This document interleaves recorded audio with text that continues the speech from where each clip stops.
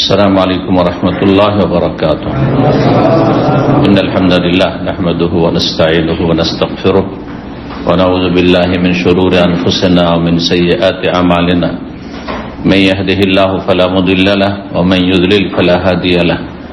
وأشهد أن لا إله إلا الله وحده لا شريك له وأشهد أن محمدا عبده ورسوله صلى الله تعالى عليه وعلى آله وصحبه وسلم تسليما كثيرا.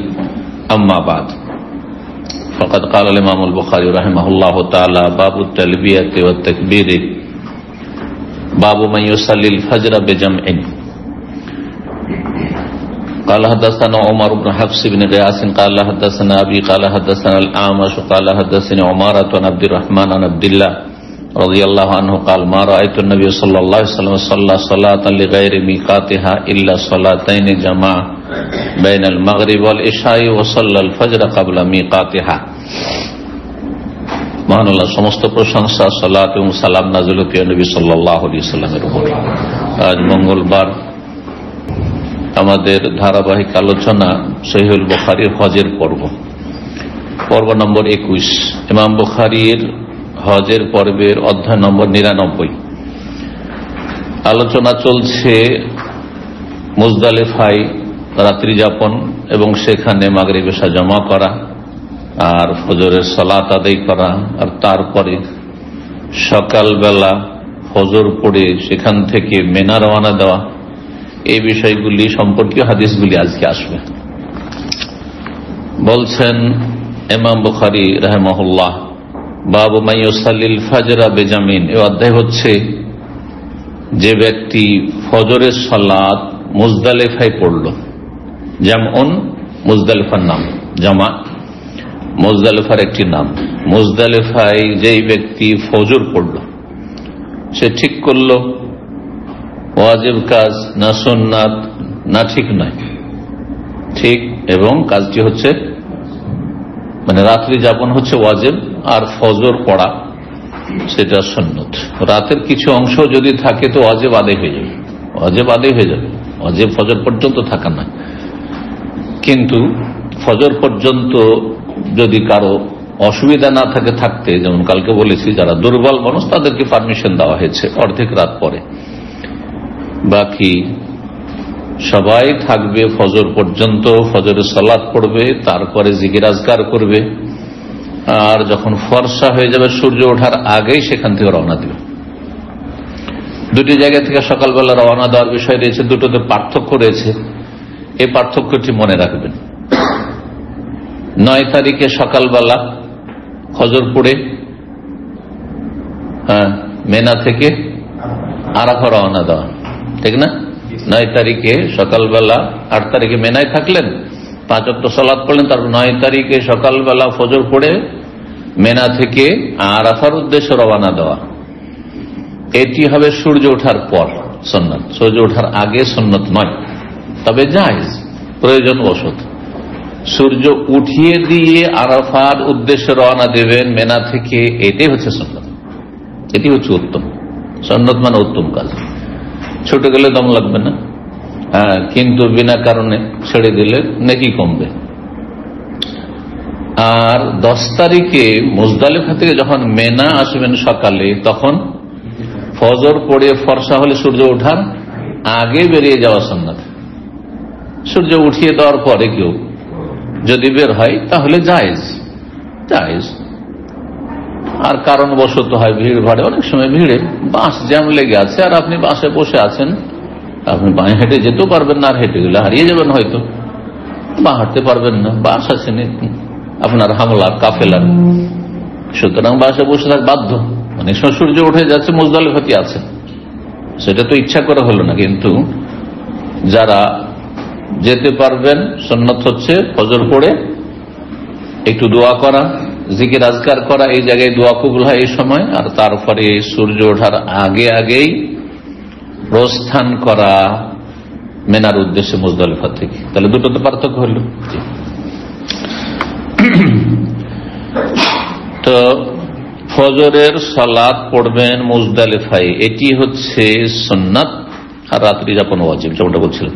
1682 নম্বর হাদিস বর্ণনা করেছেন আব্দুল্লাহ ইবনে মাসউদ রাদিয়াল্লাহু তাআলা আনহু। তিনি বলছেন, মা রাআইতুন নবী সাল্লাল্লাহু আলাইহি ওয়াসাল্লাম সাল্লা সালাত লিগাইরি মিকাতিহা, আমি নবী সাল্লাল্লাহু আলাইহি সাল্লামকে কোন সালাত তার যথা সময় ছাড়া, নির্দিষ্ট সময় ছাড়া অন্য সময় পড়তে দেখিনি, লিগাইরি মিকাতিহা ইল্লা সালাতান, তবে দুটো সালাত, স্বাভাবিক যে নির্ধারিত বা নির্দিষ্ট সময়, শেষ সময়ে তিনি ব্যতিক্রম করেছেন দুটো ক্ষেত্রে, দুটো জায়গায় স্বাভাবিক যে সালাতের সময় সেই সময়ে ব্যতিক্রম করেছেন দুই ক্ষেত্রে। এক হচ্ছে মাগরিব আর এশা জমা করেছেন কোথায়?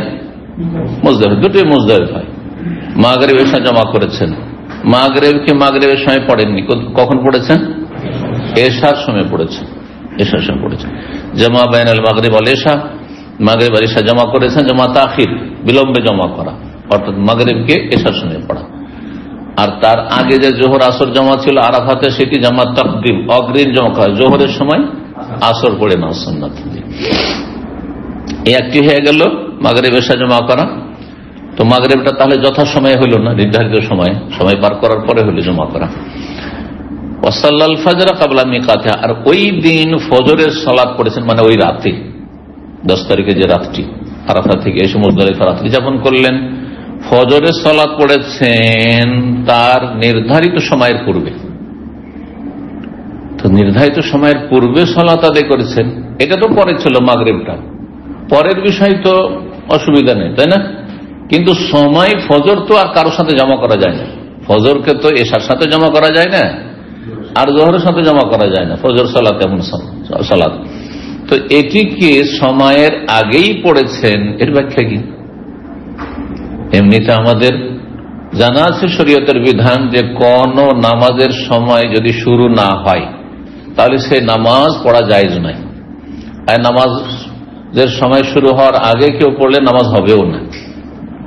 যেমন জোহরের সময় দাম্মামে হচ্ছে 11:36, ঠিক না? জওয়াল হচ্ছে, জওয়াল মানে জোহরের সময়।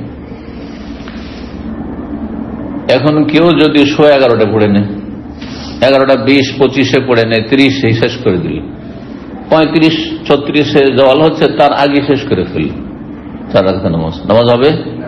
হবে না।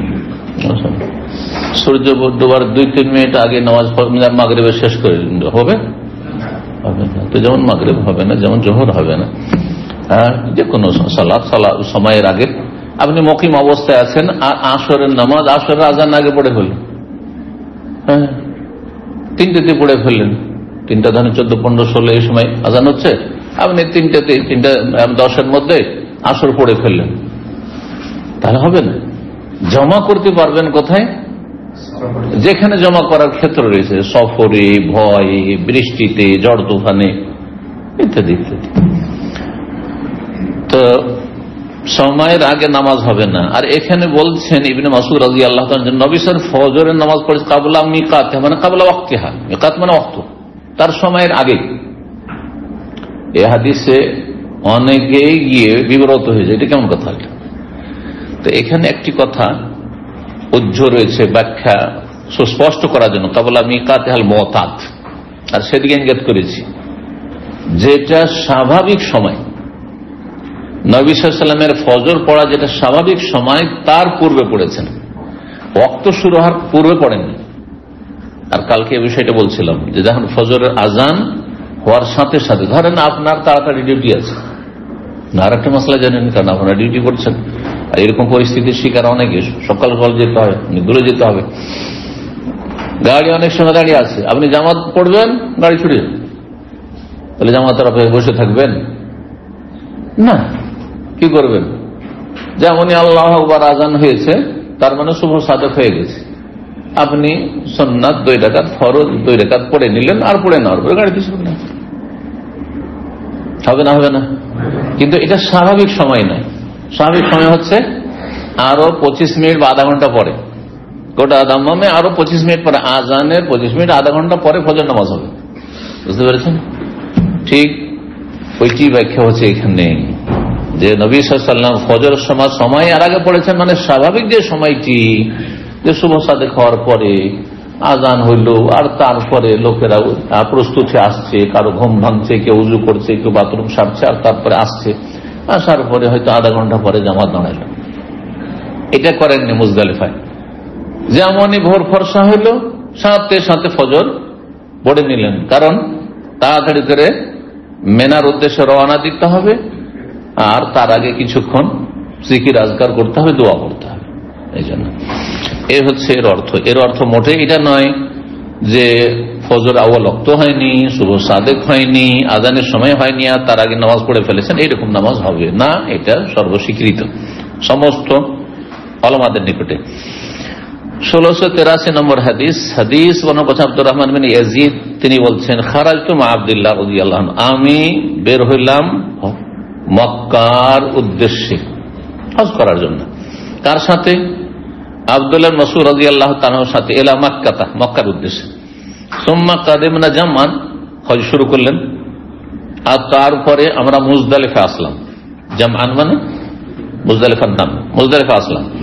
ফাসাল্লা সালাতাইনি, দুই সালাত পড়লেন, মাগরিব এশা পড়লেন। কুল্লু সালাতিন ওয়াহদাহা বিআযানিন ওয়া ইকামাতিন, কিন্তু প্রত্যেকটি সালাত পৃথক পৃথক পড়লেন, প্রত্যেক সালাতের জন্য এক আযান এক ইকামত। গতকালকে বলেছি আব্দুল্লাহ মাসউদ রাদিয়াল্লাহু তাআলা সাহাবায়ে কেরামদের মধ্যে তার ভিন্ন মত ছিল যে কি করতে হবে, মুজদালিফায় মাগরিবের জন্য এক আযান এক ইকামত, আর এশার জন্য এক আযান, মানে দুই আযান দুই ইকামত দিয়ে জমা করতে হবে। এবং মাঝখানে তিনি রাতের খাবারও খেয়েছেন, সাথে সাথে জমা করেন। তো বলছেন কুল্লু সালাতিন ওয়াহদা, প্রত্যেক সালাত পৃথক পৃথক পড়েছেন, হ্যাঁ, আযান ইকামত দিয়ে। ওয়াল আশা বাইনাহুমা, আর উভয় সালাতের মাঝে মাগরিব এশার মাঝখানে তিনি রাতের খাবার। এশা মানে এশার ওয়াক্ত, আর আশা আইন, একই শব্দ, শুধু আইনে ফাতা জবর দিয়ে দিবেন, তাহলে কি হয়ে যাবে? রাতের খাবার। ওযু, ওযু ওয়ায়ে যখন পেশ দিবেন জম্মা, তখন উযু করা বা এই উযুর আমলটি, কিন্তু ওয়ায়ে যখন জবর ফাতা দিয়ে দিবেন তখন ওর মানে হবে উযুর পানি। দাবে ওযু, নবী সাল্লাল্লাহু আলাইহি ওয়াসাল্লাম উযুর পানি নিয়ে ডাকলেন, পানি নিয়ে আসুন। হাদিস এসছে, এর আগে এসে বলেছি। ওইরকম এশা আর আশা। সুম্মা সাল্লাল ফাজরা, মাগরিব এশা ওইভাবে পড়লেন, আর তার ফজরের সালাত পড়লেন হিনা তালাল ফজর, যেমনই ফজর উদয় হয়েছে, শুভ সাদেক হইতেই ফজর উদয় হইতেই পড়েছেন, যেটি সুন্নাত। কায়রুন ইয়াকুল, মানে এমন আউয়াল ওয়াক্ত পড়েছেন যে কিছু লোকেরা মন্তব্য করে বলছিল তালাল ফজর, যে ফজর হয়ে গেছে। ওয়া কায়রুন ইয়াকুল, আর কেউ কেউ বলছিল লাম ইয়াতলুল ফজর, এখনো ফজর হয়নি, নামাজ পড়ে ফেললেন, এখনো ফজর হয়নি। তার মানে মানুষ সন্দিহান ছিল যে ফজর হয়েছে, এটা হয়নি।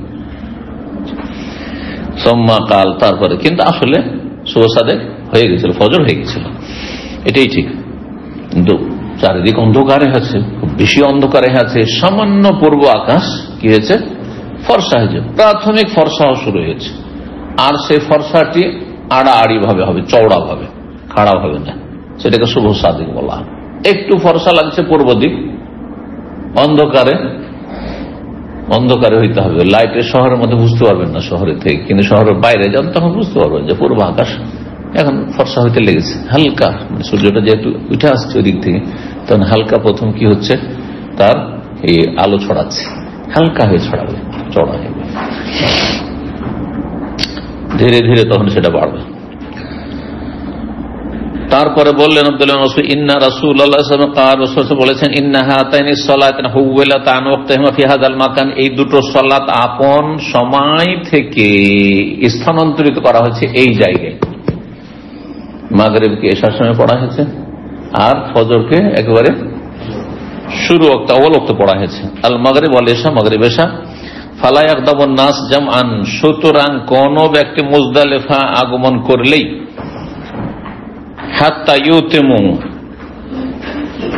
অতক্ষণ পর্যন্ত সালাত আদায় করে, যতক্ষণ পর্যন্ত এশা না হবে। ধরেন আগে ভাগে চলে এসছে না, এশার টাইম হইতে দাও, কালকে বলেছি যে মাগরিবের টাইম হচ্ছে সোয়া ঘন্টা, এই সোয়া ঘন্টাতে ধরেন 1 ঘন্টার ভিতরে চলে এসছে, কেউ 45 মিনিটে চলে এসছে। রাস্তা যদি খালি থাকে, যারা ভিআইপি তাদেরকে তো আগে রাস্তা ক্লিয়ার করে, বা তাদের জন্য রোডই ক্লিয়ার থাকে, তাদের গাড়ি থেমে থাকে না, জানে তাহলে 10 মিনিটও লাগবে না আরাফা থেকে মুজদালিফা আসতে, চলে আসলো।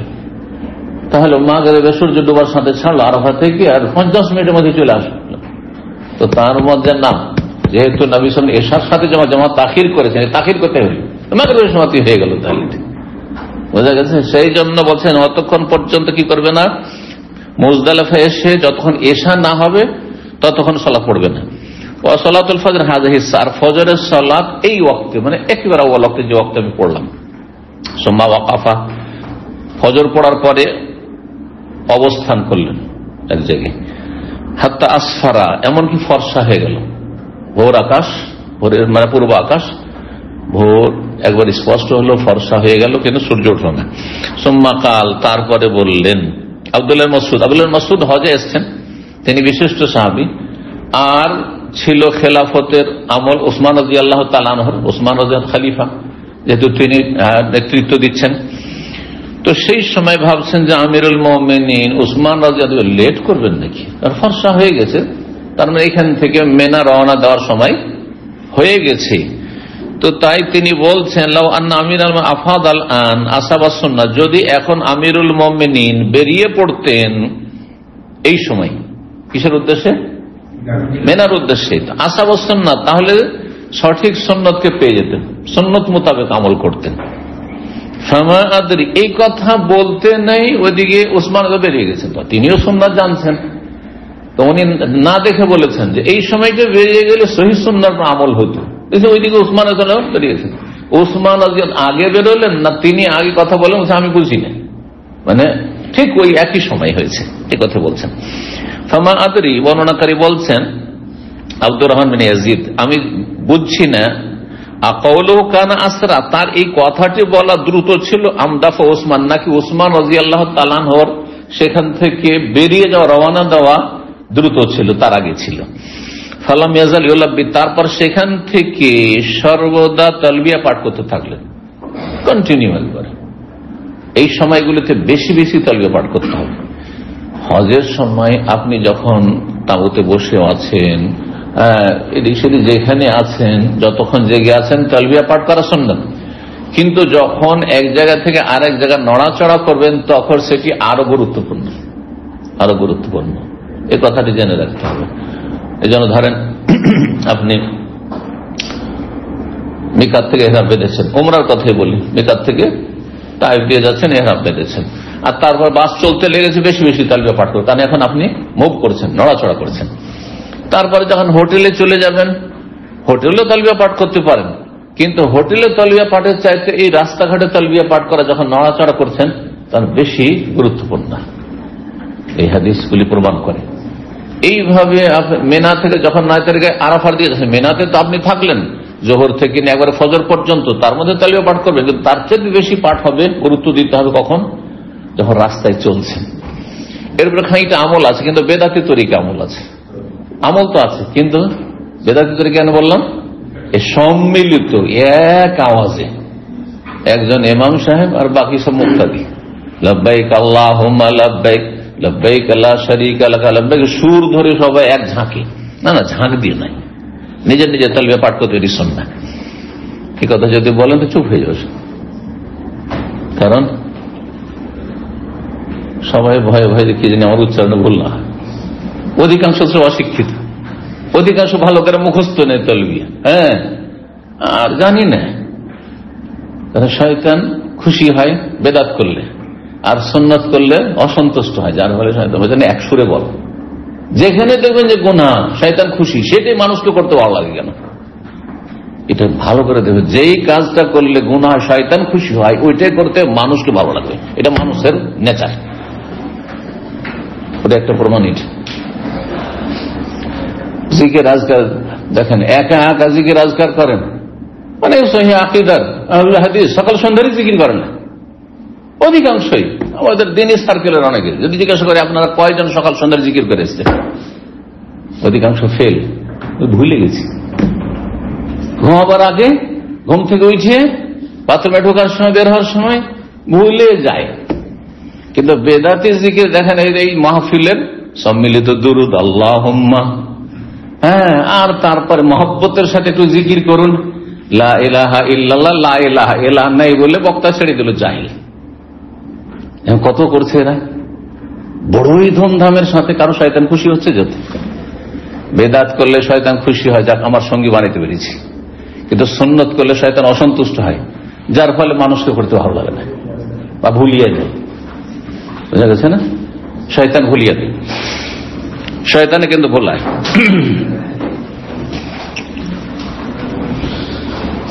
আল্লাহ হেফাজত করুন। কি বলছিলাম? ফালাম ইয়াজাল ইউলাব্বি, নবী সাল্লাল্লাহু আলাইহি ওয়াসাল্লাম যখন মুজদালিফা থেকে মিনা আসছিলেন তালবিয়া পাঠ করতেই থাকলেন। কতক্ষণ পর্যন্ত? হাত্তা রামা জামারাতাল আকাবাতি ইয়াউমান নাহর, কুরবানির দিনে জামারায়ে আকাবায় পাথর মারা পর্যন্ত। বড় জামারার নাম হচ্ছে জামারায়ে কুবরা আর জামারায়ে আকাবা, দুটোই নাম। যেহেতু সেটি দুই দিক থেকে পাহাড় সংকুচিত আসছে, আকাবা মানে ঘাঁটি, ঘাঁটিতে অবস্থিত, সেজন্য সেটির নাম আকাবা। আর তিনটি জামারার মধ্যে সেটি বড়, সেই জন্য সেটার নাম জামারায়ে কুবরা, বড় জামারা। কিন্তু বড় শয়তান, মেজর শয়তান, ছোট শয়তান, এগুলি ইন্ডিয়া, বাংলাদেশ, পাকিস্তান আবিষ্কৃত নাম। এখানে একটা বড় আর একটা মেজো আর একটা ছোট, এরকম কোন শয়তানও নেই, আর শয়তান বৈশাও নেই। এসব কিছুই না আসলে। বোঝা গেছে এগুলো বেদাতি নাম। এই নামগুলো এভাবে যদি কেউ বলে তো এটাও বেদাতি কথা, যে শয়তানকে পাথর মেরে এলাম না। শয়তানকে পাথর মারেননি আপনি, আপনি জামরাকে পাথর মেরেছেন। নবী সাল্লাল্লাহু আলাইহি ওয়াসাল্লাম জামরা বলেছেন, আপনাকে শয়তান বলার কি অধিকার দিল? কোন হাদিসে শয়তান পাবেন না, কোন সাহাবীর উক্তিতে আমি শয়তানকে পাথর মেরে এলাম পাবেন না। কিন্তু ইন্ডিয়া, বাংলাদেশের হাজি এই শয়তানকে পাথর মারতে যাচ্ছে। আর যেহেতু এই সেন্সে যে শয়তানকে মারছি, তাহলে শয়তানকে যদি মানুষের আকারে পেত তো ওগুলো খেয়ে নিত, খেয়ে নিত। যার ফলে এই ছোট পাথর দিয়ে হবে কি? তখন জুতো, স্যান্ডেল, লাঠি যা পারে তাই দিয়ে এ মূর্খরা করে না। কিন্তু যদি আপনি দিনের জ্ঞান রাখতেন, নাইটের নবী সাল্লাল্লাহু আলাইহি ওয়াসাল্লামের সুন্নাহ, আর এতে শয়তানকে লাঞ্ছিত করা হয়, লাঞ্ছিত করা হয়, ধিক্কৃত হয় শয়তান, কিন্তু শয়তানকে মারি না। নবী সাল্লাল্লাহু আলাইহি ওয়াসাল্লামের সুন্নাহ কায়েম করেছিল ইকামাতে যিকরিল্লাহ। হাদিসে কি এসেছে? ইন্নামা জুইলা তাওয়াফু বিল বাইত ওয়া সাই বাইনা সাফা ওয়াল মারওয়া ওয়া রামিল জিমার লিইকামাতি যিকরিল্লাহ। বাইতুল্লাহর তাওয়াফ করা, সাফা মারওয়ার সাই করা, আর জামারাত, রামিল জিমার, জামারাতে পাথর মারা কিসের জন্য? আল্লাহর জিকির কায়েম করার জন্য, শয়তানকে আঘাত করার জন্য বলেনি নবী সাল্লাল্লাহু আলাইহি ওয়াসাল্লাম। আল্লাহর জিকির কায়েম করছেন, আল্লাহু আকবার, আল্লাহু আকবার, এই জিকির করেছেন আপনি। আপনার জবানও জিকির করছে আর আপনার আমল জিকির করছে যে আল্লাহ নবীর মাধ্যমে হুকুম করেছেন যে এখানে পাথর মারতে হবে। আর কয়টা মারতে হবে? 7টি মারতে হবে। বোঝা গেছে? এই যে হুকুমগুলি পালন করছে আল্লাহ এবং তার রাসূল সাল্লাল্লাহু আলাইহি ওয়াসাল্লামের, এটা হচ্ছে আল্লাহর জিকির। আল্লাহকে স্মরণ করা, আল্লাহর দ্বীনকে স্মরণ করা, জি, আল্লাহ নবীর তরিকা স্মরণ করা। এই সেন্স নিয়ে আপনাকে ইবাদতবন্দি করতে হবে। ঠিক।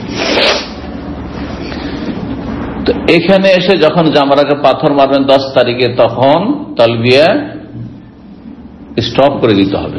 এরপরে যদি কেউ তালবিয়া পড়ে তাহলে বেশি করলো, আর বেশি করার নাম বেদাত। ধর্মীয় কাজে বেশি করার নাম বেদাত। সুতরাং পাথর মারার পরে এদিকে চুল কাটতে গেছেন সেলুনে, ওইখানেও পড়ছেন লব্বাইক আল্লাহুম্মা লব্বাইক, চলবে?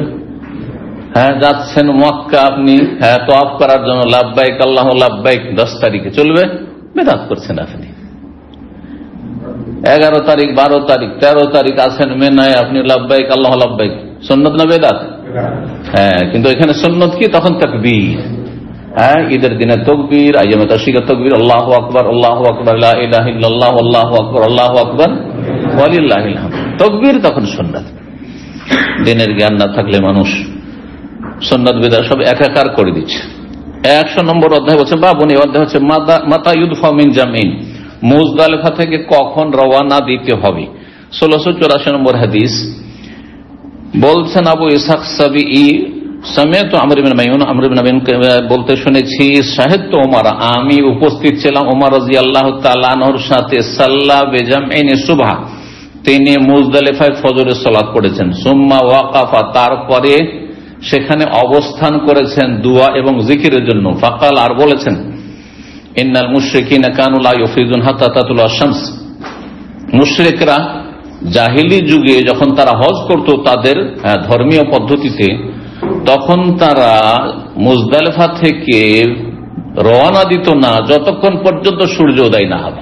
সূর্য ওঠার অপেক্ষা করত। আমরা তাদের কি করব? বিরোধিতা করব। এই জন্য আগে বলেছি যে এখানে মুজদালিফায় খেয়াল রাখতে হবে যে সুন্নত হচ্ছে ইচ্ছা করে সূর্য উঠাবেন না। ইচ্ছা করে সূর্য উঠালে আপনি মুশরিকদের অনুসরণ করে ফেললেন না। ওয়াকুলুনা, আর মুশরিকরা বলতো পূর্ব দিকে একটি পাহাড় ছিল যে দিক থেকে সূর্য উঠে আসতো, সূর্য দেখা দিত। সামনে পাহাড়, আর পাহাড়ের ওপাশ থেকে সূর্যটা উঠে আসছে। সেই জন্য সাবির একটি পাহাড় ছিল, সেই পাহাড়কে তারা আশরিক সাবির, আশরিক সাবির, হে সাবির পাহাড়, সূর্য উঠাও, সূর্য উঠাও, যেন পাহাড়ে সূর্য উঠাচ্ছে, মানে সূর্যটা দেখাও, সূর্য উঠাও। আশরিক মাশরিক থেকে, বাইনাল মাশরিক ওয়াল মাগরিব, মাশরিক পূর্বকে বলা হয়। আশরিক সাবির, সূর্য উদিত করো হে সাবির পাহাড়। আশরিক সাবিরও মানে আশরিক ইয়া সাবির। নবী তাদের বিরোধিতা করেছেন, সেই জন্য ফজর পড়ে ফর্সা হতে সূর্য ওঠার আগেই সেখান থেকে রওনা দিয়েছেন মিনার উদ্দেশ্যে। সুম্মা আফাদা, তারপরে ওমর রাদিয়াল্লাহু তাআলা রওনা দিলেন ক্বাবলা আন তাতুলা শামস, সূর্য ওঠার আগেই, যাতে করে মুশরিকদের বিরোধিতা হয়। 101 নম্বর অধ্যায় বাবু তালবিয়াতি ওয়া তাকবীরে গাদাতান নাহরি হাত্তা ইয়ারমিল জামারাত। এই অধ্যায় হচ্ছে লাব্বাইক পড়া, তালবিয়া পড়া আর তাকবীর পড়া কখন? গাদাতান নাহরে, কুরবানির দিন সকালবেলা, কতক্ষণ পর্যন্ত? হাত্তা ইয়ারমিয়াল জামারা, জামরায় পাথর মারা পর্যন্ত। ওয়াল ইরতিদা ফিস সাইর, আর বাহনে চলার সময় পেছনে কাউকে উঠিয়ে নেওয়া। বাহনে কাউকে উঠানো যাবে কিনা, এটাও একটা মাসলা। কেন যে এটা কোনো মাসলা হলে? হ্যাঁ মাসলা। কেউ তো ভাবতে পারে যে একটা উটের পিঠে একজন চাপবেন, আপনি দুজন চাপলেন তো ওজন ডবল করে দিলেন, আপনি এটা জুলুম করলেন না হাইওয়ানের ওপর, পশুর ওপর? জি, সেই জন্য এইরকম মশলাগুলিও প্রমাণ করার জন্য, বৈধতা প্রমাণ করার জন্য হাদিস নিয়ে এসছেন, আর অধ্যায়ে এই পয়েন্টটা নিয়ে এসছেন যে কাউকে গাড়িতে উঠাতে পারবেন কিনা, হ্যাঁ কয়জনকে উঠাতে পারবেন। এখানে আপনার মশলা জানতে হবে না। সরকার অ্যালাউ করেছে যে একটা কার যদি হয় তো পেছনে 3 জন, 4 জন উঠে অসুবিধা নেবে। আমরা পাতলা পাতলা মানুষ আছি, আমরা হালকা মানুষ আছি, 4 জন উঠে যায়, 5 জন ঠেসা ঠেসি করে উঠে যায়। তাহলে আপনি ট্রাফিক আইনের খেলাপ করলেন না, তার সরকারের বিরোধিতা করলেন না। না না, এখন চেকচাক হয় না, অসুবিধা নেই, না চেকচাক হয় না, কিন্তু আল্লাহ তো বলছে ওয়াউলিল আমরি মিনকুম, সরকার আইন মেনে চলো। বুঝতে পেরেছেন? আপনি যদি এই সেন্স নিয়ে আমি এর বেশি উঠাবো না, 120 পারমিশন, 120-এর বেশি চালাবো না, আমি 80 শহরের ভিতরে 80 বেশি চালাবো না। কিসের জন্য? আল্লাহর সন্তুষ্টির জন্য এবং রসুলের তরিকে চলার জন্য। ওয়াউলিল আমরি মিনকুম, শাসকের আনুগত্য করো বৈধ কাজে, নেকি পাবেন আপনি।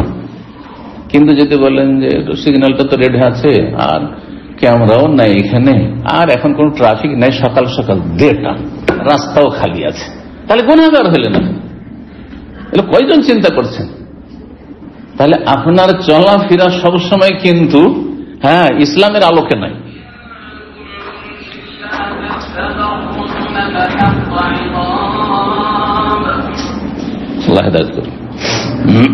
1685 নম্বর হাদিস। ইবনে আব্বাস রাদিয়াল্লাহু তাআলা আনহু বর্ণিত, তিনি বলেছেন আন্না রাসূলুল্লাহ সাল্লাল্লাহু আলাইহি ওয়াসাল্লাম আরদাফাল ফাযল, রাসূলুল্লাহ সাল্লাল্লাহু আলাইহি ওয়াসাল্লাম ফাযল বিন আব্বাসকে উটের পিঠে পেছনে বসিয়ে নিয়েছিলেন।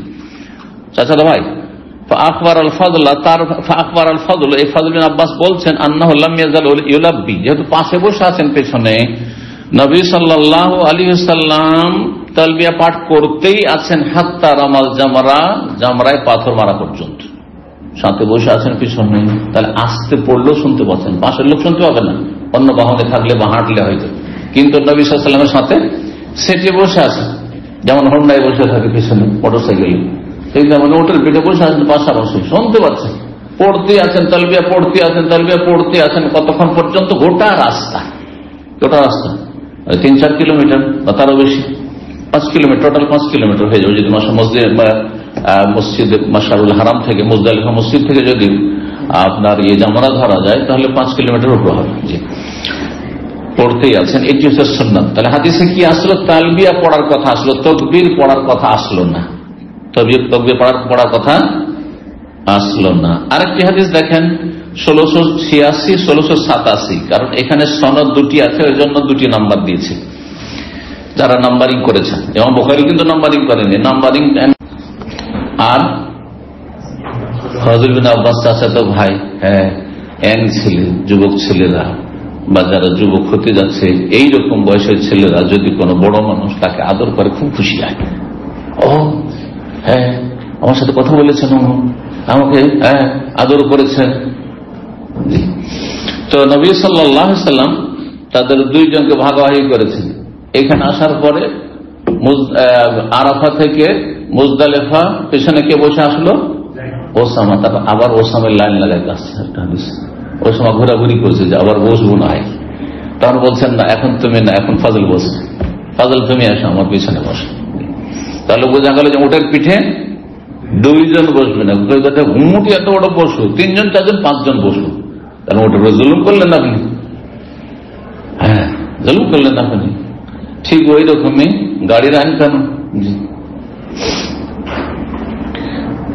তো এই হাদিসে কি রয়েছে? ওসামা বিন যায়েদ রাসূলের পিছনে বসলেন আরাফাতে মুজদালিফা, আর তার ফাজলকে বসে মুজদালিফা মিনা পর্যন্ত। কালা ফাকিলাহুমা কালা, দুইজনেই বর্ণনা করেছেন। তাহলে আরাফা থেকে একবারে মিনা পর্যন্ত নবী সাল্লাল্লাহু আলাইহি সাল্লাম যে তালবিয়া পাঠ করতে থেকেছেন, এই কথাগুলি বর্ণনা করছেন কে? হ্যাঁ, এই দুইজন সাহাবী, দুইজন ওসামা এবং ফজল। দুইজনে উভয়ে বলেছেন লাম ইয়াজালিন নবী লাব্বি, নবী সাল্লাল্লাহু আলাইহি সাল্লাম তালবিয়া পাঠ করতেই থেকেছেন হাত্তা রামা জামারাতাল আকবা, জামারা আকবাকে পাথর মারা পর্যন্ত। খুব বেশি বেশি নড়াচড়ার সময় বেশি বেশি তালবিয়া নিয়মিত পাঠ করতে থেকেছেন, তেমন বিরতি দেননি। সেই 2-1 মিনিট বিরতি দেওয়া ভিন্ন বিষয় কোন কার্যবশত, কিন্তু এমনিতেই কন্টিনিউ পাঠ করতে থেকেছেন। এই দুটি হাদিসে শুধু তালবিয়ার কথা আসলো, তাই না? কিন্তু ইমাম বুখারী অধ্যায় কায়েম করেছেন যে বাবু তালবিয়া ওয়া তাকবীর, তালবিয়া পাঠ করা আর তাকবীর পাঠ করা, হ্যাঁ, কুরবানির দিন, ঈদের দিন, ঈদুল আযহার দিন সকালবেলা কোত্থেকে? মুজদালিফা থেকে মিনা। তো এটা বলে ইমাম বুখারী কি বলতে চাইছেন? এটাকে হ্যাঁ করতে চাইছেন না না করতে চাইছেন? অর্থাৎ কোন হাজী সাহেব যখন মুজদালিফা থেকে মিনা আসবেন সকালবেলা, তখন শুধু তালবিয়া পাঠ করা সুন্নাত, নাকি তালবিয়ার সাথে সাথে সাথে মাঝে মাঝে তাকবীরও পাঠ করতে পারবে? আল্লাহু আকবার, আল্লাহু আকবার, লা ইলাহা ইল্লাল্লাহ, আল্লাহু আকবার, আল্লাহু আকবার, ওয়ালিল্লাহিল হামদ। এই ব্যাখ্যা করতে গিয়ে একদল উলামারা বলছেন যে হাদিসে যেহেতু শুধু তালবিয়ার কথা উল্লেখ হয়েছে, তাই না? অধ্যায় নিয়ে এসছেন তালবিয়া তাকবীর দুটো কথা, কিন্তু হাদিসে শুধু তালবিয়ার তাকবীর কথা আসেনি। তার মানে ইমাম বুখারী বলতে চাইছেন যে সকালবেলা 10 তারিখে সকালবেলা মাত্র ধরেন আধা ঘন্টার মধ্যে আপনি কোথায় পৌঁছে যাবেন? জামারায় পৌঁছে যাবেন। এই আধা ঘন্টাতে আপনার তালবিয়ার সময় শেষ হয়ে যাবে, তাকবীরের সময় 13 তারিখ পর্যন্ত থাকবে। সুতরাং এই সময়টা তালবিয়া পাঠ করাই সুন্নাত, তাকবীর পাঠ করা সুন্নাত নয়। নেগেটিভ তার মানে তিনি বুঝাতে চাইছেন, তার মানে দুটো কথা বলেছেন, তালবিয়া তাকবীর, কিন্তু তালবিয়া পাঠ করা সুন্নাত করবে, নবী সাল্লাল্লাহু আলাইহি ওয়াসাল্লাম করেছেন, আর তাকবীর পাঠ করবেন না, বা নবী সাল্লাল্লাহু আলাইহি ওয়াসাল্লাম আমলটা এমন ছিল। আবার কেউ কেউ এর বিপরীত বলেছেন, না, তালবিয়া পাঠ হাদিসে এসছে, আর তালবিয়া হচ্ছে আল্লাহর জিকির, হ্যাঁ, আর তাকবীরও আল্লাহর জিকির। সুতরাং সেখান থেকে হয়তো ইমাম বুখারী দলিল হিসেবে পেশ করেছেন যখন তালবিয়া আল্লাহর জিকির আর তাকবীর আল্লাহর জিকির, সুতরাং কেউ তাকবীর পাঠ করলে করতে পারে। যেমনটা আমরা গত আলোচনার আগের আলোচনাতে একটি হাদিস পড়েছি, কারণ মনে আছে হাদিসটি? হাদিসটি তাহলে শোনা আপনাদেরকে।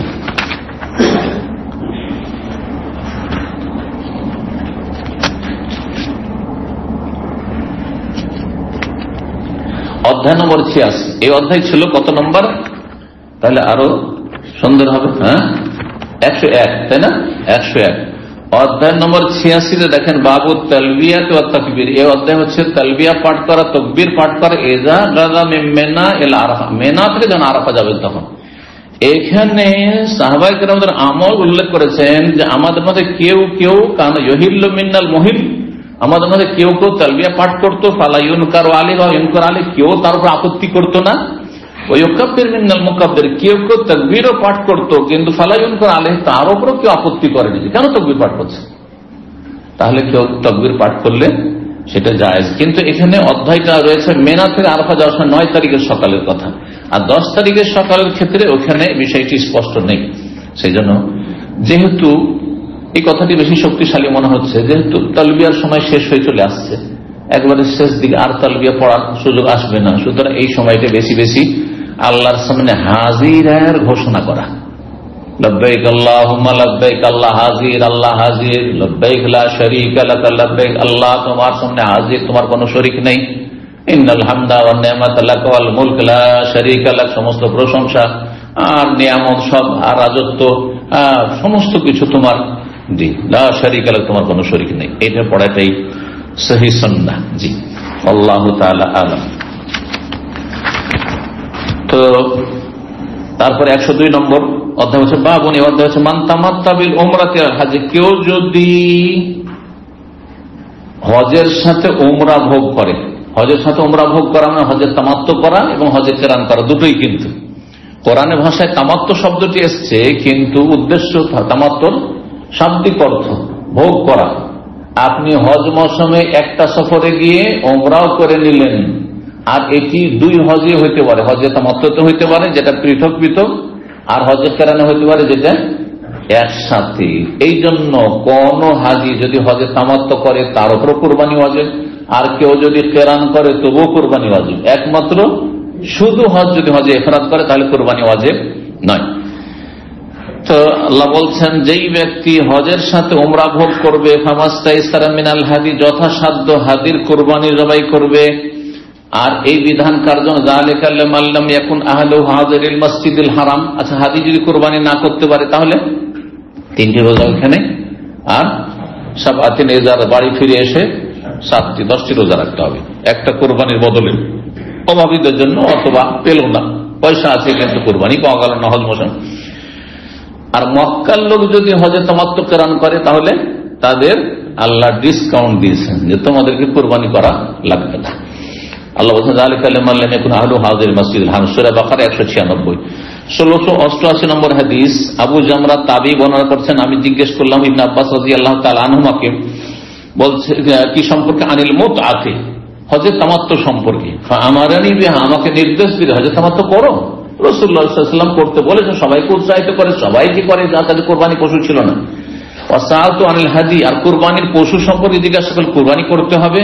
ফাকালা, হ্যাঁ, হজে তামাত্তু করলে, তামাত্তু সেটা আপনার পারিভাষিক তামাত্তু হজে তামাত্তু, অথবা শাব্দিক তামাত্তু মানে হজে কেরানও যদি করো, ফিহা জাজুরুন, তাতে উট জবাই করতে হবে, আও বাকারাতুন, অথবা গাভী জবাই করতে হবে, আও শাতুন, না হলে কমপক্ষে যদি কেউ গোটা উট জবাই করে, গোটা গাই জবাই করে, তো জায়েজ না? জায়েজ নয়। নফল করলো, একটা ভাগ তার ওয়াজিব, আর বাকি 6 ভাগ নফল হলো তার। জি, আও শাতুন, অথবা সর্বনিম্ন একটি ছাগল, আও শিরকুন ফি দামিন, অথবা একটি কুরবানিতে শরিকানা, আপনি শরিক হতে 7 ভাগের 1 ভাগ দেবেন, যেমন অন্য হাদিসে রয়েছে। কালা ওয়া কান্না নাসান কারিহা, যেন কিছু লোকেরা এটাকে অপছন্দ করত, সেই জন্য বিষয়টি জিজ্ঞেস করছেন। কিছু লোকেরা অপছন্দ করতো, সাহাবায়ে কেরাম, ওমর রাদিয়াল্লাহু তাআলা, উসমান রাদিয়াল্লাহু, এই 2 খলিফা নিষেধ করতে জনগণকে যে তোমরা ওমরা করবে, নতুন সফর করে আসবে, একটু কষ্ট করে বেশি নেকি করবে, আর এই 1 সফর সুবিধা পাবে, হজ আর হজে তামাত্তু করে যাও, মাঝখানে আবার হালাল হয়ে থাকবে, এইটা করিও না। কিন্তু তারা নিষেধ, মানে তারা নাজায়েজ বলে নিষেধ করতেন যে একটু কি করো, হজের সফরে শুধু হজতেই করে যাও। তাদের ব্যক্তিগত ইজতিহাদ ছিল। আলী রাদিয়াল্লাহু তাআলা তার বিপরীত করেছেন, এবং তিনি ওসমান রাদিয়াল্লাহু আমলে উচ্চ স্বরে তালবিয়া পাঠ করে তিনি হজে তামাত্তু করেছেন। তো বলছেন যে কিছু লোকেরা যেহেতু এটাকে অপছন্দ করতো, ফানিমতু, আবু জামরা তাবি বলছেন যে আমার একদিন ঘুম চলে আসলো, ঘুমের সময়, রাতে হোক দিনে হোক, ঘুমিয়ে গেলাম। ফারাআইতু ফিল মানাম, স্বপ্নে দেখলাম, কান্না ইনসানান ইউনাদি, যেন এক ব্যক্তি উচ্চ স্বরে বলছে, হজ্জুন মাবরুর মুতআতুন মুতাকাব্বালা, হজ মকবুল হয়েছে এবং তোমার তামাত্তু কবুল হয়েছে। মুতআতুন মানে তামাত্তু, হজের তামাত্তু তোমার কবুল হয়েছে। এই স্বপ্ন দেখার পরে তো সে অবাক হয়ে গেছে, আরে কি স্বপ্ন দেখলাম। আব্বাস, তখন আব্দুল্লাহ বিন আব্বাস আমার ওস্তাদের কাছে আসলাম। তার বোঝা গেল কেউ যদি এরকম কোনো স্বপ্ন দেখে যে স্বপ্ন তাকে বিব্রত করে অথবা আশ্চর্য হয়, ভালো লাগে অথবা মন্দ লাগে, তাহলে আলেমের কাছে, জ্ঞানীর কাছে এসে পরামর্শ নেবে, দিক নির্দেশনা নেবে। আসলেন ওস্তাদের কাছে এসে বলছেন, ফাহাদ্দাস তো বয়ান করলাম, ফাকাল আল্লাহু আকবার, মাশাআল্লাহ, তুমি সুন্নাহ মোতাবেক স্বপ্ন দেখেছ। তো বলছেন সুন্নাত আবুল কাসিম, এটি তো আবুল কাসিম সাল্লাল্লাহু আলাইহি ওয়াসাল্লামের সুন্নাত, নবীর সুন্নাত, এটি সুন্নাত মোতাবেক তুমি, তার মানে তোমার কাজ যে ভালো কেউ নিষেধ করেছে তার ইজতিহাদ, সেটা ঠিক নয়, নিষেধ করার কারো অধিকার নেই, 3 হজের যে কোনো হজ কেউ করতে পারে। জি, অন্য রিওয়ায়াতে রয়েছে, বর্ণনা করেছেন উমরাতুন মুতাকাব্বালা, এখানে ছিল হজ্জুন মাবরুর, মুতআতুন মুতাকাব্বালা, এখানে ছিল উমরাতুন মুতাকাব্বালা, যেহেতু এতে হজ উমরা দুটো হচ্ছে, উমরাও কবুল হয়েছে আর হজ মাবরুর হয়েছে, হজ মাবরুর হয়েছে। 103 নম্বর অধ্যায় বাবু রকুবুল বুদন, এই অধ্যায় হচ্ছে উট, যে কুরবানির উটের পিঠে চাপা যাবে কিনা। কেউ যদি বলে কুরবানির উট আল্লাহর জন্য ছেড়ে দিয়েছেন আর ওর পিঠে আবার চাপবে, এটাকে বাহন হিসেবে ব্যবহার করবেন, এটা চলবে। এখান থেকে মাসলা ইস্তেমাত করা যেতে পারে। কারো ধরেন একটা গরু আছে, বলদ, সেটা কুরবানির জন্য নিয়ত করেছে, এটা কুরবানি দেব, আর ধরেন হাল চাষ করতে হবে, অথবা গরুর গাড়ির যুগ আছে, যেমন ছিল আমরা পেয়েছি, তো গরু গাড়িতে লাগাতে পারবে না, হাল চাষ করতে পারবে না, না কুরবানির জন্য ফেরে করতে পারবে না। যদি ওর পিঠে চাপা যায় ভাই, তাহলে লাঙ্গল চাষ করতে পারবেন না, আপনি গরু গাড়িতে লাগাইতে পারবেন।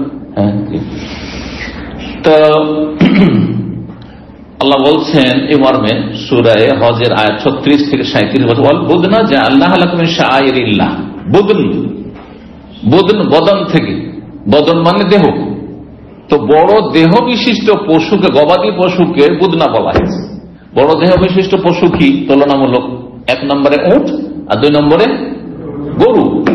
সেই জন্য অধিকাংশ ওলামারা বলেছেন যে হানাবিলা আর অন্যরা, যে বুদন উটকেও শামিল আর গরুকে শামিল, ছাগলকে শামিল নয়।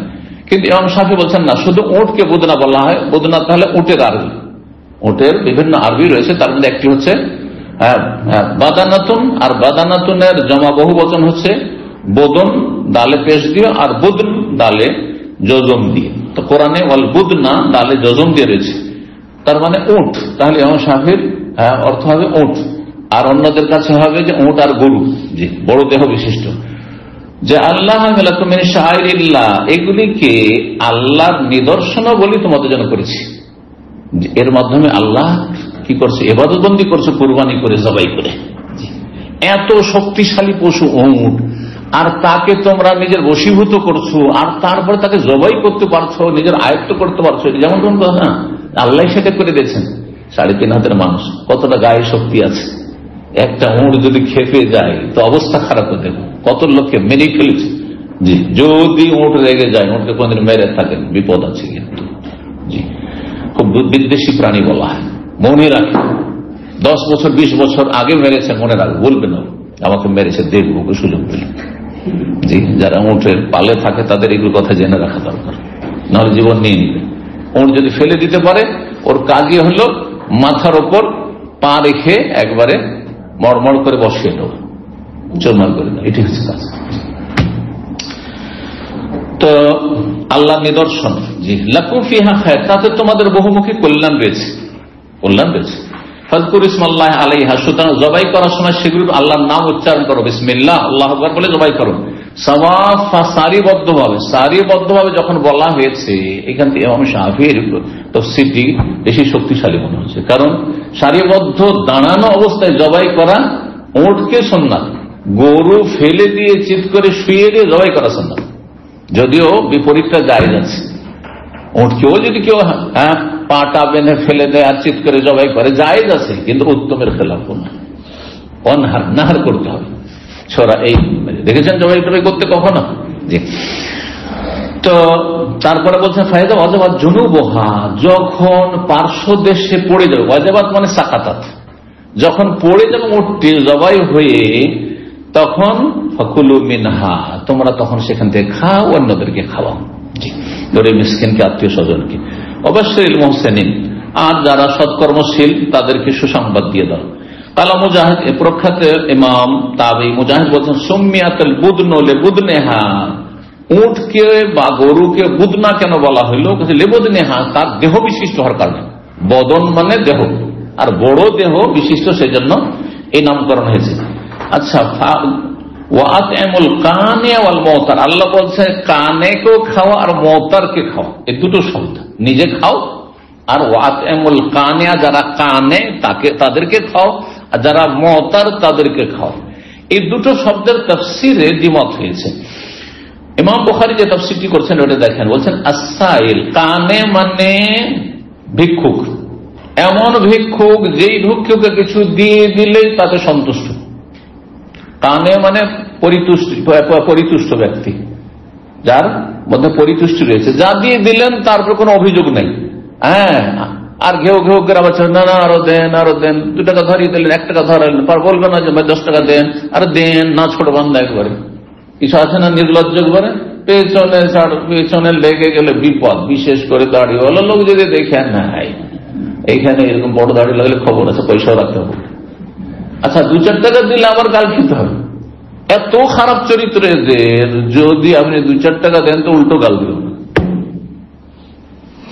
এই জন্য এগুলোকে দিবেন না। একবার দেখছি যে এক লোক, আমার গাড়িটা সিগন্যাল থেমে আছে, কয়েক বছর আগের ঘটনা, এসে সকাল সকাল অফিসে আসছে, আর সুস্থ শরীর, এই মোটাসোটা হয়েছে, আমার চেয়ে একটু শক্তিশালী হয়েছে। আমার কাছে বলছে যে একটু ফতুরে নাস্তার জন্য পয়সা দাও। তখন আমি তো জানি ভাষা, আল্লাহ করিম, আল্লাহ দেবে, চলে গেল। আর তারপরে অসন্তুষ্টি চেহারা নিয়ে সে গিয়ে কোডোতে ঢুকে গেল। কোডো হোটেল দেখেছেন? কোডো হোটেলের একটা স্যান্ডউইচ, হ্যাঁ, কত দাম জানা আছে? জানেন না? বড়টা আর মনে হয় 30 রিয়াল। এই গত সফরে বিয়া দিয়েছিলাম তো ভাইয়েরা, ওই সকালবেলা এয়ারপোর্টে আসবো তো রাস্তাতে কোডোতে নিতে গেল, ছেলেরা ছিল সাথে, জিজ্ঞেস করলাম তুই একটা 30 রিয়াল বড়টা। চিন্তা কর, আচ্ছা যদি ছোটটা এখানে 15 রিয়ালের কম নেই। যেই ব্যক্তি ভিক্ষে করছে সে 15 রিয়ালের একটা স্যান্ডউইচ খেতে হোটেলে ঢুকলো, কমপক্ষে সেটা। অথচ আমি জীবনে এরকম কাজ করিনি, 15 রিয়াল 20 রিয়াল খরচ করে খেতে পারবো। কিন্তু আমি মনে করি যে আমার যদি 2 রিয়াল হয় তো আমি 15 রিয়াল খরচ করে, এটা অপব্যয়, শয়তানের ভাই হওয়া, এটা মনে করি। আমি শরীয়ত বুঝি যথেষ্ট, এবং শরীয়ত মতো আমল করার চেষ্টা করি। জি, যেখানে কাজের জায়গা সেখানে খরচ করব।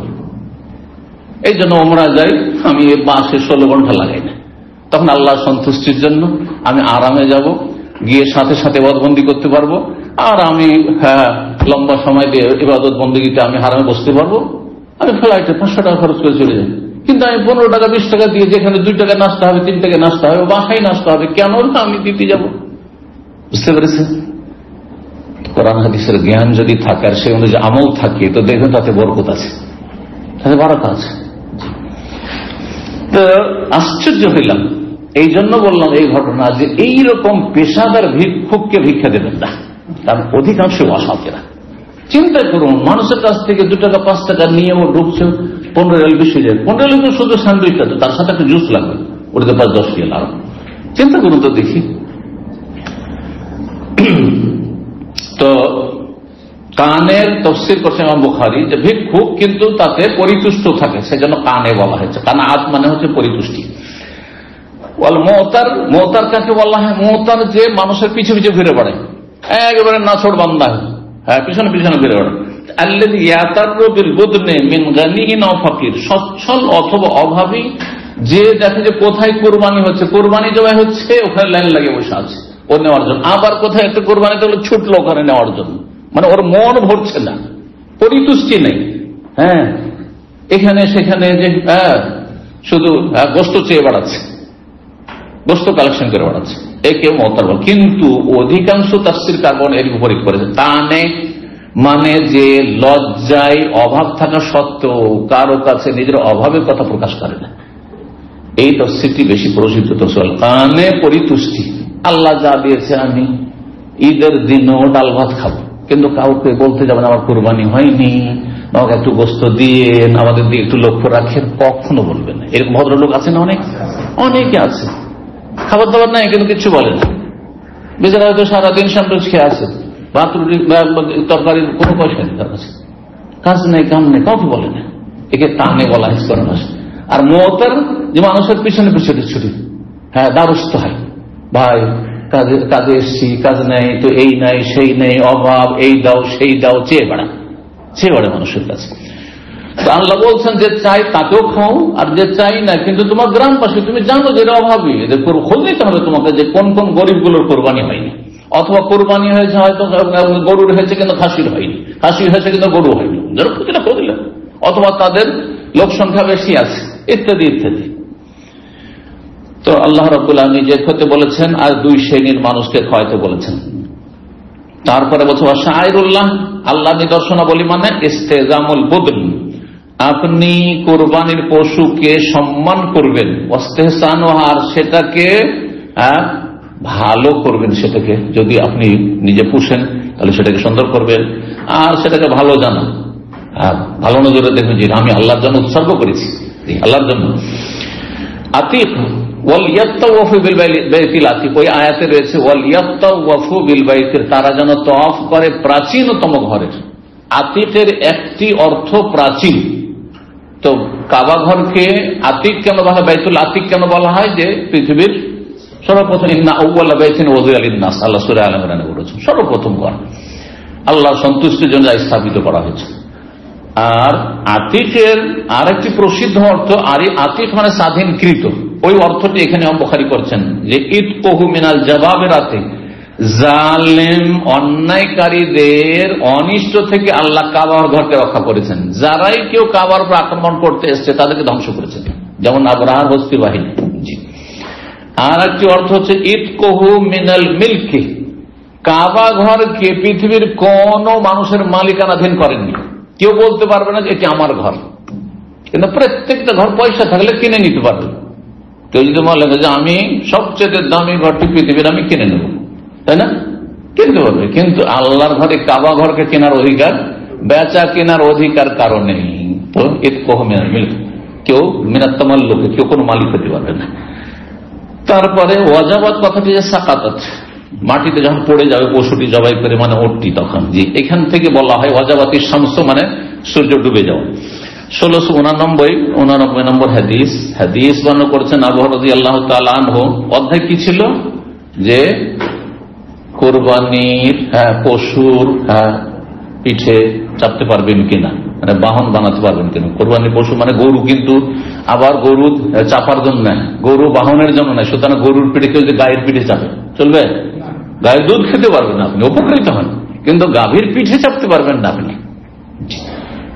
উট, তার মানে এখানে উট।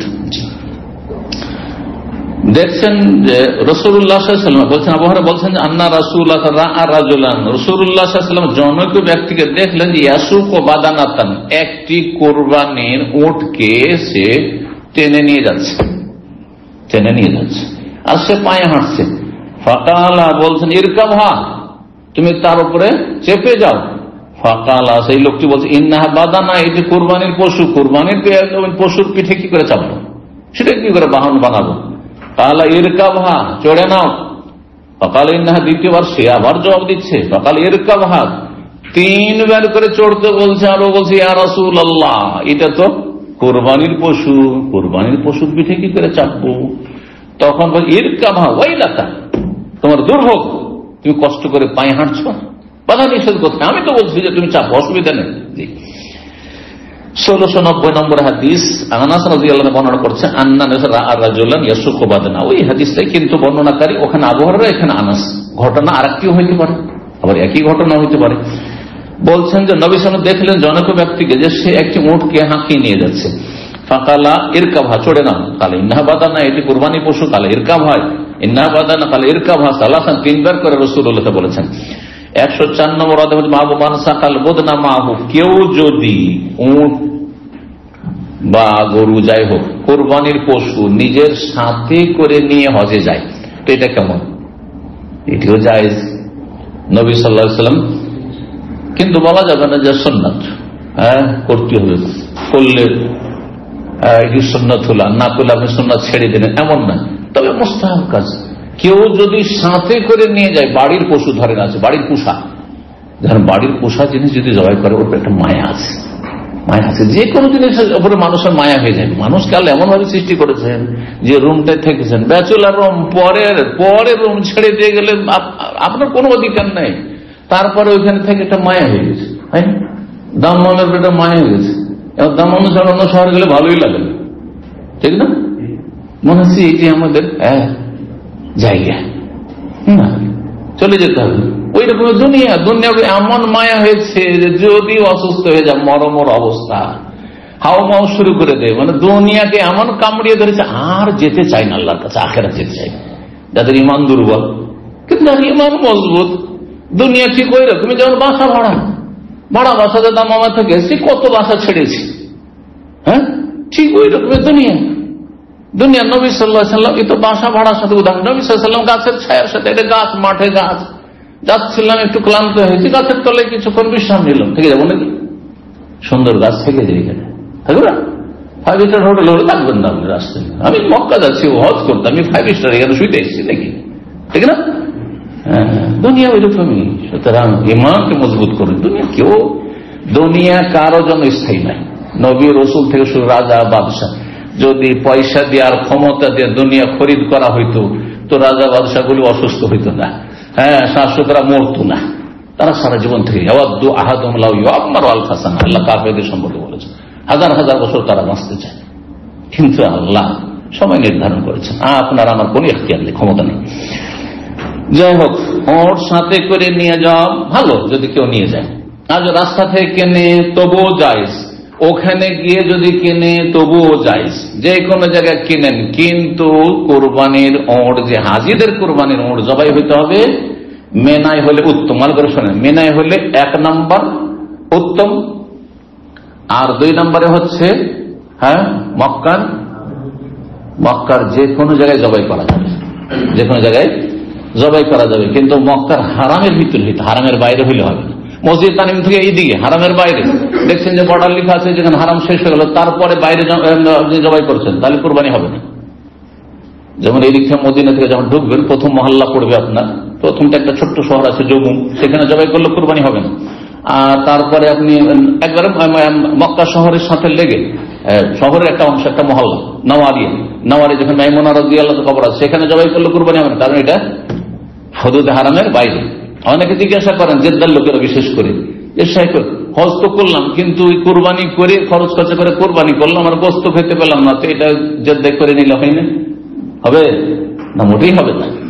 এই কোরবানি হবে না, এটা বাড়ির কোরবানি আপনার হবে, কিন্তু হজের কোরবানি আপনাকে হুদুদ হারামের ভিতরে করতে হবে, আর মেনার ময়দানে করলে বেশি ভালো। জি, 1691 নম্বর হাদিস, ইবনে ওমর রাদিয়াল্লাহু তাআলা আনহু বলছেন যে তামাত্তা রাসূল ফি হাজ্জাতুল ওয়াদা, রাসূলুল্লাহ সাল্লাল্লাহু আলাইহি ওয়াসাল্লাম বিদায় হজে কি করেছেন? তামাত্তু করেছেন। হজে তামাত্তু করেছেন, কিন্তু এটা ভাষাগত, পারিভাষিক নয়, শাব্দিক তামাত্তু, মানে হজের সাথে উমরা ভোগ করেছেন। হজের সাথে উমরা ভোগ করা মানে হজে কিরান করেছেন।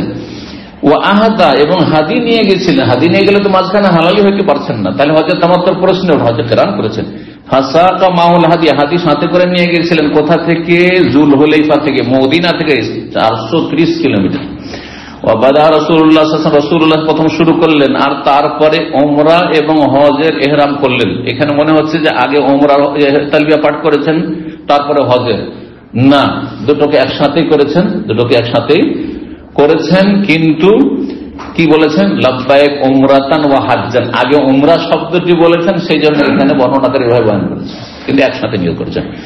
রাসূলুল্লাহ সাল্লাল্লাহু আলাইহি ওয়াসাল্লাম কি করলেন? ফাতামাত্তান নাস, লোকেরাও তামাত্তু করলো। যাদের কাছে কোরবানি পশু ছিলেন হজে তামাত্তু করেছে, যাদের কোরবানি পশু ছিল হজে কিরান করেছে, তারাও উমরা ভোগ করেছে। ফাকানা মিনান নাস মান আহাদা, কেউ হাদি নিয়ে গেছিল, ফাসাকাল হাদি, হাদি মদিনা থেকে হাকি নিয়ে গেছিল। ওমিনহুম মান লাম ইহুদি, কেউ হাদি নিয়ে যায়নি। ফালাম্মা কাদিমান নবী সাল্লাল্লাহু আলাইহি ওয়াসাল্লাম, মক্কা যখন আসলেন, লোকদেরকে বললেন, তোমাদের যার কাছে হাদি আছে সেই ব্যক্তি হালাল হতে পারবে না, যা কিছু ইহরাম হতে হারাম, তো হারাম এবার 10 তারিখ পর্যন্ত, হাত্তা ইয়ারজি, হজ পুরা করা পর্যন্ত।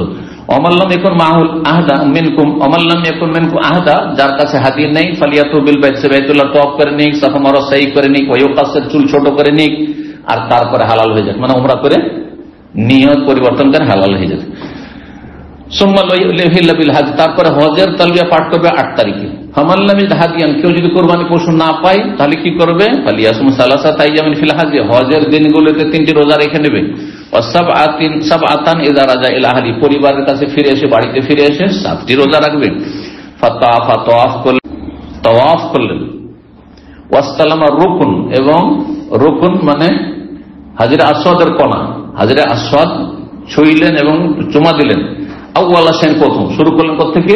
হাজরে আসওয়াদ থেকে। আর শুরু করলেন কি দিয়ে?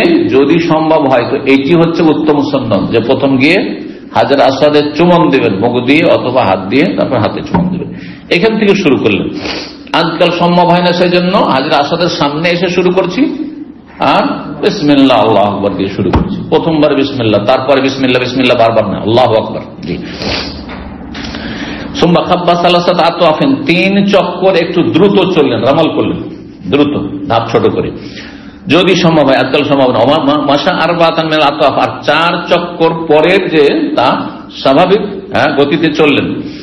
তারপরে ফারাকা, তারপরে কি করে? হিনা কাযা তাওয়াফাহু বিল বাইত, বাইতুল্লাহ তাওয়াফ শেষ করে মাকাম ইব্রাহিমের নিকটে 2 রাকাত সালাত আদায় করলেন। ফারাকা হিনা কাযা তাওয়াফিল বাইত ইনদাল মাকাম রাকাতাইন, 2 রাকাত সালাত আদায় করলেন। যদি সুন্নাত, কিসের সুন্নাত? তাওয়াফের সুন্নাত। সুম্মা সাল্লামা, তারপর সালাম ফিরলেন, আর তারপরে ফিরে গেলেন। তারপরে কোথায় আসলেন? সাফায় আসলেন। ফাতাফা বিসাফা, সাফা মারা তাওয়াফ করলেন, মানে সাই করলেন। কয় চক্কর? 7 চক্কর। সুম্মা লাম ইয়াহলিল মিন শাইইন হারাম মিনহু, নবী সাল্লাল্লাহু আলাইহি ওয়াসাল্লাম হালাল হইলেন না। কেন? সাথে ছিল কুরবানির পশু, সেই জন্য। হাত্তা কাযাহা, যতক্ষণ হজ সম্পূর্ণ না করে 10 তারিখ। নাহারাহা, দিয়ে কুরবানি পশু জবাই করলেন। ইয়াউমান নাহারে, কুরবানি দিনে, তারপরে হালাল হইলেন, তারপর চুল কাটলেন। ওয়াফাদ, আর বাইতুল্লাহ তাওয়াফে ইফাদা করলেন, আসলেন, আসার পরে ফাতাফা বিল বাইতুল্লাহ তাওয়াফ করলেন। বাইতুল্লাহ তাওয়াফ করার পরে পরিপূর্ণ হালাল হলেন। তাহলে হালাল হওয়ার 2টা স্তর আছে। একটা স্তর হচ্ছে প্রাথমিক স্তর, সেটা হচ্ছে প্রথম 10 তারিখে জামরায়, বড় জামরায় পাথর মারবেন, আর পাথর মারার পরে কুরবানি যদি নিজে করেন তাহলে কুরবানিটা করে নেবেন। আর 3 নম্বরে মাথা মুন্ডন করে প্রাথমিক হালাল হয়ে গেলেন, মেনাতে কিন্তু হালাল হয়ে গেলেন। তখন আপনি সেলাই করা কাপড় পরতে পারবেন, আতর সুগন্ধি লাগাতে পারবেন, ঠিক আছে, কিন্তু একটি কাজ করতে পারবেন না। কি? স্ত্রী সহবাস করতে পারবেন না। স্ত্রীর সাথে কাম ভাব নিয়ে আমোদ ফুর্তি করতে, বিনোদন করতে পারবেন না, হ্যাঁ, স্ত্রীর সাথে থাকলে। তারপরে চলে আসবে মক্কা। মক্কা সব বাইতুল্লাহ তাওয়াফ করলেন, সাফা মারওয়া সাই, বাইতুল্লাহ তাওয়াফ করা হইলেই এখন তাহাল্লুল সানি, ফাইনাল হালাল হয়ে গেলেন। তারপরে মেনার কাজ বাকি, মেনায় রাত থাকতে হবে, তারপরের দিন 3 জামরাকে মারতে হবে, তারপরের দিন 12 তারিখে 3 জামরাকে মারতে হবে, আর 12 তারিখে রাতও থাকতে হবে। কিন্তু এই সময়গুলিতে কেউ যদি মনে করে যে আমি স্ত্রী সহবাস করবো, জায়েজ না জায়েজ নয়? জায়েজ, কারণ ফাইনাল হালাল হয়ে গেছেন। জি, তো আলোচনা শেষ হচ্ছে। এখান থেকে বলছেন যে তারপরে সবকিছু হালাল হয়ে গেল বাইতুল্লাহ তাওয়াফ করার পরে, হারামিন, যেগুলি এহেরাম অবস্থায় হারাম ছিল।